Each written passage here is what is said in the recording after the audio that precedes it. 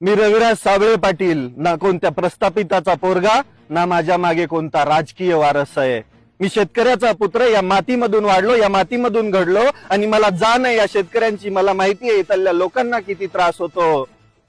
तुमचे नेते बांडगुळासारखं कधीही काही बोलणार, टग्यासारखं कधीही वागणार आणि त्याच्या आजूबाजूचे बगलबच्चे आम्हाला धमक्या देणार। ए भावड्या, एक गोष्ट लक्षात घे, हा शेतकऱ्याचा पोरगा आहे। ज्या दिवशी शेतकऱ्यांसाठी काम करायचं ठरवलं ना, त्या दिवशी मी माझ्या घरावरती तुळशी पत्र ठेवलंय। माझ्या नावाच्या पुढे मी शहीद लावतो।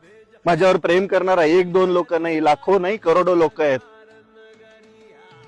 मी जर अन्यायाविरुद्ध बोलतोय तर तुमच्या बुडाला आग का लागते? तुमच्या साहेबाला सुधारायच्या संधी द्या। तुमच्या साहेबाला एक मीटिंग घेऊन सांगा, बाबा सुधर, हे असं नको बोलू, आम्हाला तोंडावर पडावं लागते, आम्हाला राग येतोय, तू आमचा बाप आहे, सुधरा। अजून पण शेती आहे ना, बाप शेतकरी आहे ना तुमचा। एखाद्या नेत्याची चाटण्यापेक्षा त्या बापाच्या पायावर पडा आणि म्हणा आमची निष्ठा तुमच्या पायावरती आहे। या शेतीला, इथल्या शेतकऱ्यांना, इथल्या सामान्य माणसाला भिकाऱ्याचे दिवस आले तर तिथल्या सरकारमुळं। हा महाराष्ट्र आहे, बिहार नाही। तुमच्या धमक्यांना मी घाबरत नाही, कारण की मी माझ्या नावासमोर पहिल्या दिवसापासून शहीद लावतो। असंख्य लोक प्रेम करतात माझ्यावर आणि ते प्रेम म्हणजे त्यांचा मी आवाज आहे म्हणून प्रेम करतात। मला कोणतं राजकारणही करायचं नाही, मला कोणत्या राजकारणातही इंटरेस्ट नाही, पण जिथं अन्याय होत असेल तर तिथं मी बरसणार।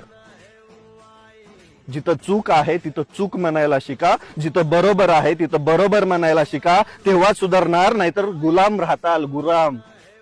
आणि मला धमक्या देण्यापेक्षा सिंपल एक गोष्ट करा, जो कोणी बांडगुळ शेतकऱ्यांविरोधात भूमिका घेईल, सामान्य माणसाविरोधात भूमिका घेईल, तुमच्या नेत्याला समजवा आधी की या शेतकऱ्यांच्या जीवावर सगळं चालतं। हा कृषी प्रधान भारत आहे, हा समृद्ध महाराष्ट्र आहे। या महाराष्ट्राला समृद्ध राजकारणाची परंपरा आहे आणि तुम्ही जर तिथं पदावरती बसून टगेगिरी करत असाल, गुंडगिरी करत असाल तर हा महाराष्ट्र खपवून घेणार नाही।